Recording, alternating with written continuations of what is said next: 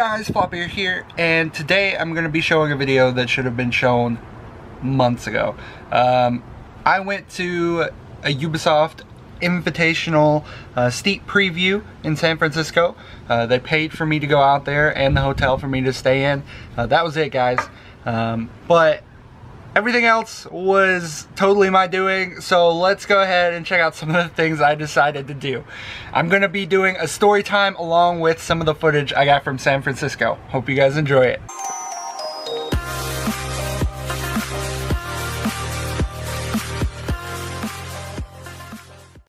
Okay guys, so let's go ahead and get right into this steep preview event I got invited to by Ubisoft over in San Francisco. They sent me an invite just a few days after I lost my job. Craziness. So I got this invitation. You're invited to a steep preview, and I'm like, oh, you know, Ubisoft sends stuff like this all the time. I'm like, what is this? So I start reading it, and it's like, no, you know, you're gonna get to play the preview. You're gonna get to do hands-on gameplay, game capture, and developer interview. And I'm like, boom! What? Why me? Right? I read the fine print, and it's like, if you want travel and hotel accommodations, reach out to our YouTube relations department. I'm like, what? I'm like, no, they're just gonna recommend stuff. There's no way they'd pay for a little YouTuber like me to go out there. And turns out, no, that was definitely the case. They paid for me to go out there, paid for the hotel, and I'm so grateful for that and the opportunity to go out there. It was huge for me, you know, especially for my channel. First time I'm really getting recognized as like a YouTuber kind of thing. So I went out and I invested in this camera right here. It's going to pave the way on my YouTube channel for the next few years. So really good quality, really good camera. Let's go. So I got the camera. I'm all excited, you know, got spare batteries, got everything, got the works, okay? They send me out all my stuff just a few days before the trip goes down. So I know my airline tickets, and I read the times, and I'm like, what the fuck? It was going to be a 6-hour flight out to Cali from North Carolina to California, and there was like a 2-hour layover. So it was ridiculous. I spent so much time in airports and on planes, guys. It was ridiculous. So I get to the airport, I present my tickets, and the last name was wrong. It was my middle name, because I didn't like print the tickets out. Like, I get there and I'm like, hey, I have a reservation with Ubisoft. They sent this stuff, and yeah, my name was wrong. And they're like, yo, this is gonna cause issues going through security. They're gonna search you way more. And I'm like, well, I don't have anything, but how long is this gonna take? I'm like freaking out. This is only my second time flying.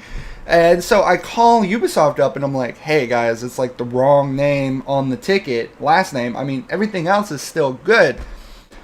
And so that scrambled some things, and they're like, well, we can, you know, what's going on? We can't really change it, you know, can they change it there at the desk? They call up their liaison, do a whole bunch of finagling going on. So I just go back up to the desk and I'm like, hey guys, I've got the representatives on the phone. They're asking, can you change it at the desk? And they're like, no, but they can change it over the phone for $200, but they won't do that. And I'm like, well, they might, but isn't there any way you can just change it? And they're like, no. They're like, you can go through and hope the security doesn't see. So I'm like, man, fuck, what the fuck? So So I grabbed my tickets. I'm like, okay guys, if anything goes wrong, I'll just give you guys a call back. Thanks so much for the help. They weren't going to help out. So, and Ubisoft did everything they could. Okay. No doubt there. It was a mistake. It happens. So I start to go through security, and they got drug dogs and everything, you know, security, airport security. And I'm going through, and I hear there's like an FBI agent behind me, like about to fly out, and I'm like, oh my god, what the fuck? Like, I'm freaking out for no reason, really. But like, there's an FBI agent behind me, there's security guards everywhere, and I'm like, dude, my name's wrong. They're gonna be like all over me, like, who are you? Blah blah blah blah blah blah blah. And I get up there and I present everything and my ID, and he's like, oh, you're good to go. I'm like, okay, yeah, nothing's wrong here. Just going about my business. So I get out to San Francisco. By the time I get out there, it's so late, guys. It's so late in the day. Never been that far out west. Really psyched. So I get to the hotel, crash, get set up for the next day. The next morning, I got up, took my shower, everything, got ready, did my little bit for the vlog. Hey guys, Flopear here, and today I'm in San Francisco. Ubisoft invited me out here to play the new Road to the Olympics DLC about a month before it even drops. It's absolutely insane, guys. Opportunity of a lifetime. So I came out here, and that's where we are right now. I am currently overlooking the glorious Bay Area. It's very hard to see. There are lots of buildings in the way, but there's a little bay way out there. Yep. I'm gonna take this chance to also explore the city, guys. This is San Francisco. This is the city that inspired Watch Dogs 2. So I'm gonna take the chance to go ahead and look around a little bit after the conference. I'm gonna try to get some good pictures of the Golden Gate Bridge and footage, as well as Chinatown. I'm gonna pick something up in Chinatown for the wife. That should be interesting. And then try some of the local eats around here. I heard In-N-Out Burger's really good. It's a local, not really a local chain, but it's a chain here in San Francisco we don't have back in Georgia. And I hear it's really good. So we're gonna give that a try, as well as a few other eateries maybe.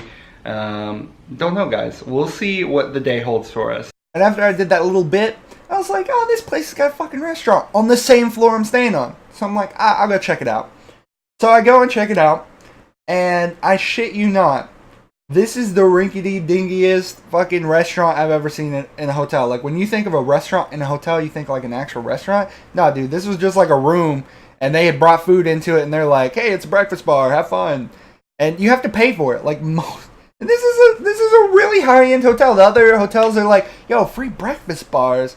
No, this place you had to pay for. And it was redonkulous. Like, the food wasn't even that crazy good. I paid for it. It was $22. It was kind of ridiculous. I soon learned everything out there was overpriced. So then I go to the event.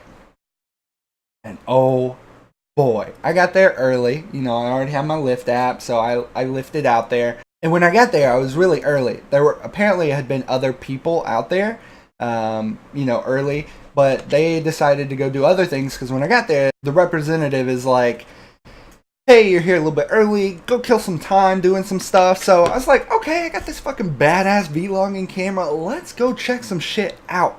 Okay guys, so I arrived at the studio where we're gonna be doing everything, and a little early. So I'm walking around now, trying to kill some time, and just in soaking up San Francisco. This seems like a really nice neighborhood, to be honest. But yeah guys, we're gonna get some really cool little ID badges and stuff like that. Hopefully they'll let me vlog in there. If so, you won't see this for a little while, but still, it'll be really awesome. So here we go.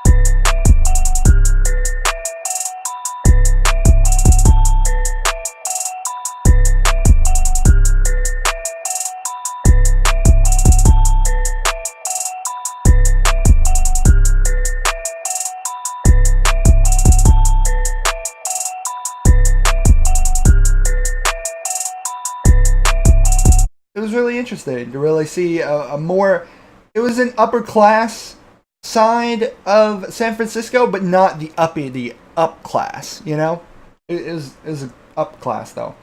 So I'm just checking it out. And then I head back and I get some really cool shit. This little thing is like the sum of awesomeness for me. Oh, it's not gonna focus. Let's put it in front of my face. There we go. Yeah. Guys, super awesome. Get this fucking lanyard. I'm like, So I bring my stuff, and she's like, yeah, no, we can put that up in the loft with our other stuff. It's good. It's good. Oh, cool. So I take my camera, I go up in there, and that's when the event, they're like, we got food over here. It's like a mingle thing. There are way more game reporters than I thought there would be. I thought there would be more YouTubers. No, that was not the case. I felt like I was the only YouTuber there, at least at this session. They did do a 2-session thing, but everybody was like a game reporter. I'm like, yo, I'm out of my element. These people all knew each other from other events. They're talking. I'm like, oh shit, I don't know anybody. And that's when things got a little strange for me. So I'm playing, like I start to play, I disregard, because they have like all these fucking guides on how to play like everywhere for people who don't know how to play. And I'm like, they're like trick charts that are really badass. And I'm like, it'd be cool to keep one, but they're like, no, you can't. And I'm like, this is a cool trick chart. And like mechanic chart. It was so cool, guys. Like, I wish I would have taken pictures. Anyway, the recording started. I've got like this crazy $4,000 piece of equipment recording everything, and I really want one. Maybe one day. Anyway, this thing's like recording everything. And I learned a new setup type there. It was really nice. The lighting was rough. They had it like a dim lit setting, and that's not what you do for recording. I literally oh god. I looked at it. I have the brightest fucking light I could find, in front of me right now. And it made some of the scenes darker. When I start to play, my normal, playthrough is like, oh, fuck, shit, tits, fuck, everything just vulgar. And I'm like, I'm in a room full of game reporters. There are interviews going on over there. I'm like, contain yourself, Flopear. Contain yourself. And there are like other guys saying shit and stuff really loud. And I'm like, yo, we're all right next to each other recording. The audio is going to pick you up, dude. So I'm like, I'm worried about that. I'm worried about me getting out of hand. So I'm just chilling there. I get really silent. And that's why there's not a whole lot of speaking during my gameplay footage. This is the first time I've ever done something like this, guys. So I was out of my element. Next time, I'll be better prepared. And if you hear me on the other recordings, hey man, just reference me. You'll be good. Edit that shit out. Who cares? So I'm playing. I'm fucking in love with the game, dude. The new mechanics are blowing me away. I immediately notice a mechanic change. Things. I'm bad when I get on. Like, I'm not. I had practiced all before this, and I get on, and it's like none of my practice was going to help me on the Olympics challenges. Everything was changed. And again, I go into all that in my videos. But then it comes my turn to interview Arnaud Ragu. Okay, he's the game director for Steep. And I brought this camera. I go back there, and she's like, do you want to record this? And I'm like, oh shit, my camera. So I go grab my camera, go set it up. I'm like, I had the jitters and everything. First time interviewing somebody, first time being out in an event, first time traveling this far out. Dude, I was like 6 feet behind my body just watching shit go down. So I set the camera down and make a rookie mistake. I just got in the camera, so of course I set it to auto, and I was like, dude, this is totally gonna capture it. Not taking into account the dim fucking lighting. So I set it down, I let it go. I'm like walking away from it, setting this interview up. I'm like, okay. Hey guys, Flopear here with Arnaud, game director of Steep. Huge honor to meet you. So what led you to make Steep go towards the Olympics? We were wondering what is the next step, and at some point we knew that we wanted to push further some aspect of the game, like the tricks, freestyle, also the competitive aspect of it, the competitive fantasy, and yeah, basically Olympic Winter Game has been kind of a good choice for us. Any changes that you made to make it more competitive? I know that there were some concerns in the competitive community with the nature of the game. Yes. So we are really aware of this concern, and we are really working with the community about them. And we have solutions. It just takes time to make sure when we deploy those solutions, it will really fix the problem. So it's really in the work. It will be really soon, and hopefully it will be a competitive aspect of it. So I saw that you added grinding to the new Korea map and Japan map. Are there any plans to add that to the Alps anywhere? So we wanted to make sure that we made this new gameplay, and to do so we had to make sure that the world, the maps, really respond to this gameplay. Obviously, we all want to make sure it can happen in the Alps and in Alaska, but for us it will be a move that we'll do in the future. So we'll add that in the future. And what was the drive to add Japan versus any other place in the world? We have kind of a map of what are the best spots in the world. And, obviously, we started with the Alps because it's at home, and then Alaska was this goal of going to the North America, and obviously Japan was our next move because we have all those pictures of guys going into really deep powder snow, to snowy trees, or jumping over roads, etc. So we wanted to capture this feeling in Japan. I know you added a lot of little Easter eggs into the Alps. Are there any kind of hints you can throw towards this map? We have some, I think, but yeah, Easter eggs is definitely a subject that we knew that the community have been really positive about, so that's what we'll try to hide in the future, but not too much about it. Okay. As a Switch fan, we did hear Steve was going to be on the Switch. Is that still coming out this year? So I can't commit to any date right now, but it's still something we are working on. Our focus for now is obviously on really going to the Olympics, but Switch is on the working to come soon. Perfect. More information later on. Okay. And of course, Road to the Olympics is going to be included in with the season pass as well. No, so basically Road to Olympic will have different versions, so you can decide to purchase a digital addition to the game if you are already steep players. But for new players, you can go and in retail we find steep plus Road to Olympic, or you can go for the digital overall version and you can have steep Road to Olympic and the season pass. Okay. Okay, so it's not going to be. That's going to be. Okay. And are you a big snowboarder yourself? Big skier. Big skier. Yes, it's a fight. We have half of the team which is into snowboarding and half in ski, so we have all the both. So pretty much everybody on the team has got some experience on it. Not saying everyone, Not but everyone. obviously yes, some people are really. Perfect. Great. Okay. Thank you. Thank you.